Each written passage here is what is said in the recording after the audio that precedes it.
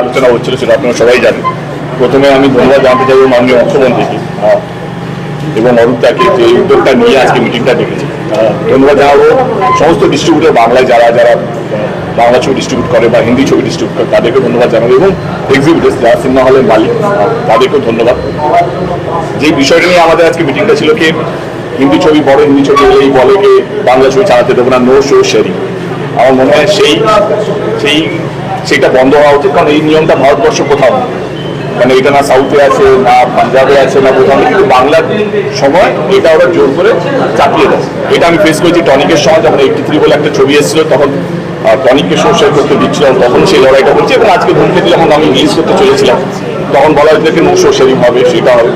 তো আমার মনে হয় কি এই আমরা সবাই বিষয় ডিসাইড করলাম কি এই নো শো শেয়ারিং শব্দটাই বন্ধ হবে বাংলায়। বাংলা ছবি চালাতে হবে, যেই ছবি আসুক না কেন আমাদের তাতে কোনো নেই।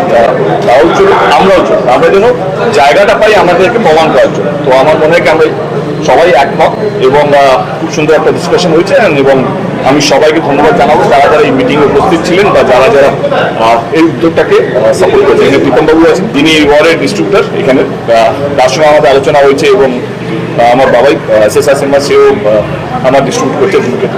তো আমাদের মোটামুটি একটা সুন্দর একটা মিটিং হলো এবং আশা করি যে সামনের সপ্তাহে যখন ছবিটা রিলিজ হবে ধূমকেতু সবাই সুযোগ পাবেন, ভালো টাইম সুযোগ পাবেন। আশা করি বাকি ছবিটার উপর ছবিটাকে পারফর্মও করতে হবে। মোটামুটি আজকে যা মিটিংয়ের পর মনে হচ্ছে কি সেটা সলভ হয়েছে, অনেকটাই সলভ হয়েছে। আশা করি আমরা খুব তাড়াতাড়ি অ্যাডভান্স বুকিং শুরু করবো। ধূমকেতু বলে নয়, এটা ধূমকেতু লড়াইটা নয় শুধুমাত্র। আমি বুঝলাম কি আমার সমস্ত থেকে আমার এই লড়াইটা কে বাংলা ছবি। আমি আমার লাস্ট ছবি খাদান এত ব্লকবাস্টার হওয়া সত্ত্বেও আমাকে লড়াইটা নামতে হচ্ছে, সেটা হওয়ার কথা নয়। এবারে আমাকে যদি লড়াই করতে হয় তো যারা নতুন ইন্ডিপেন্ডেন্ট প্রডিউসার, ইন্ডিপেন্ডেন্ট ডিরেক্টর, তাদের লড়াইটা কতটা করবে? এই লড়াইটা তাদের জন্য, এই লড়াইটা তাদের শুধুমাত্র আমার ছবি বলে বলছি না।